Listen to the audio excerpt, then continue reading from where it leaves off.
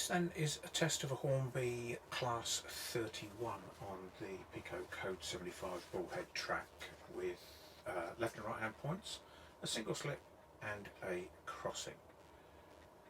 I'm operating this in DC control. I'm using a very simple Bachmann speed controller.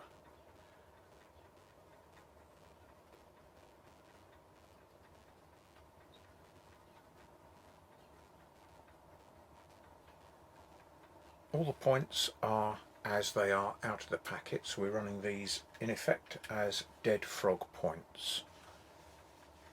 I have tried this locomotive the other way round with the same result. At the moment I'm getting no problems with it. I've got a grain of wheat bulb in the little black patch that you can see in the foreground there.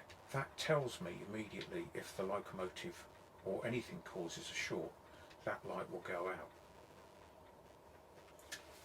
What we're looking for is a mechanical short, because it should happen in DC as well as DCC.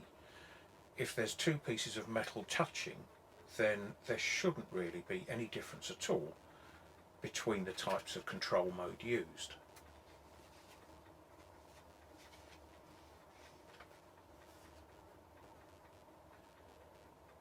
In particular, the reports have been a short occurring at the crossing, the V crossing.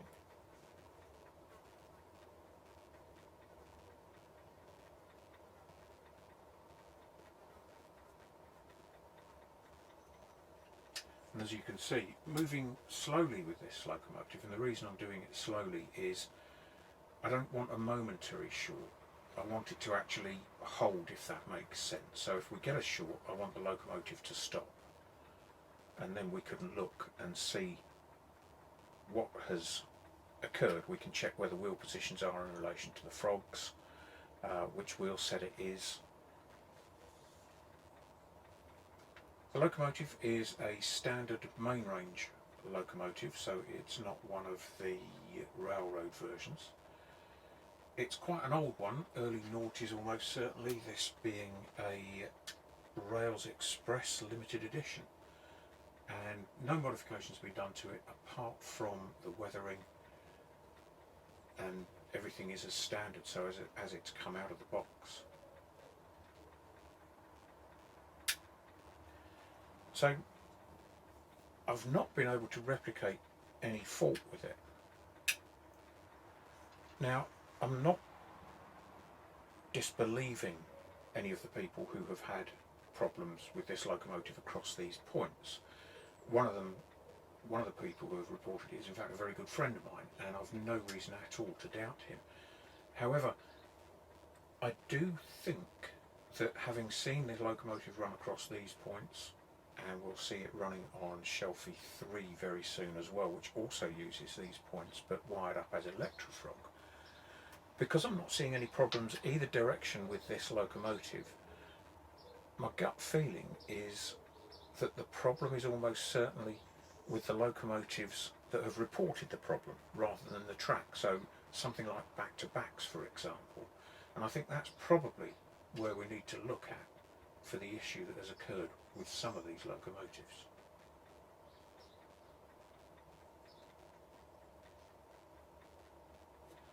So what I'll do is I'll turn it round and we'll run it in a stop frame motion so you can see it speeded up animation, and then we'll go and take a look at the locomotive running through on Shelfie 3.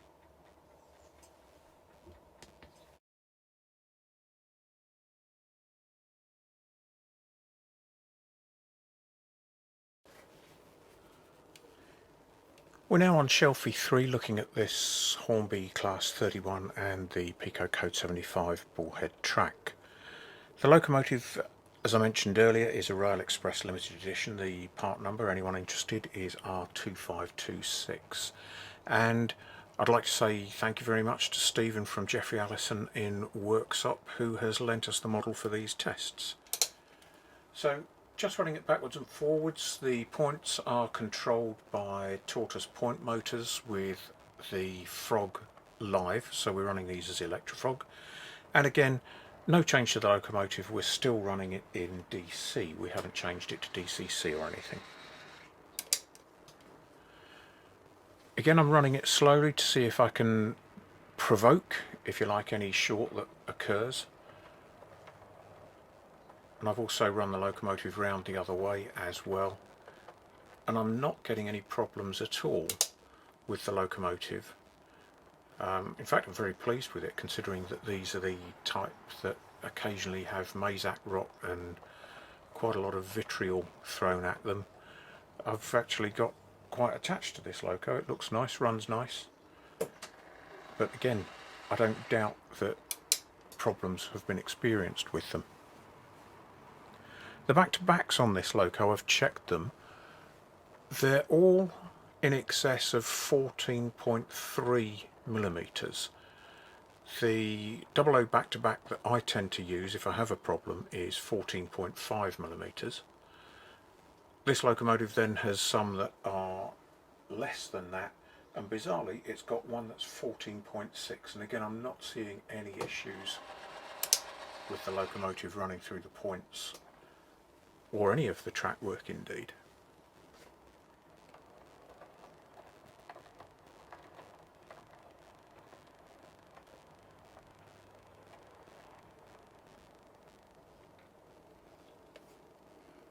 So there we are, that's another test done. Again, I'm more convinced each time I run this locomotive without a problem that the issue is almost certainly back-to-backs and wheel settings of the locomotives that have reported the problems.